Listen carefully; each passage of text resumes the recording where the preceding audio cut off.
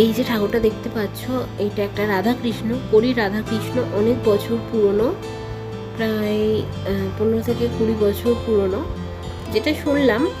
তো এই ঠাকুরটা আজকে কালার করব, পুরো নতুন বানিয়ে দেব। আসলে আমার জেঠিমা আমার কাছে আবদার করেছে যে এই ঠাকুরটা যেন আমি তাকে নতুন করে দিই, আবার কালার করে।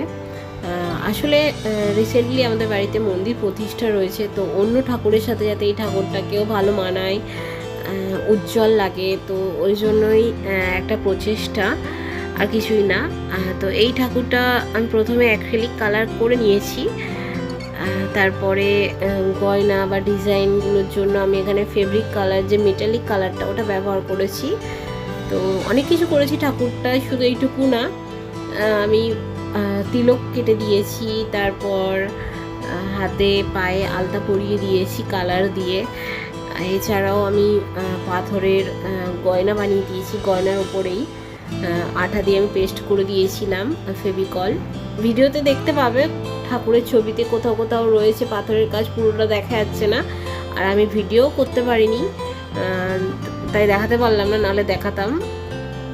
এইটুকু করার পরে এত সুন্দর লাগছিল জিনিসটা, একেবারেই মনে হচ্ছিল না যে এত পুরনো ঠাকুর, মনে হচ্ছিল রিসেন্টলি কিনে আনা হয়েছে। দেখতে পাবে এখানে কিছু কিছু জায়গায় পাথরের কাজ রয়েছে, ভীষণ সুন্দর লাগছিল।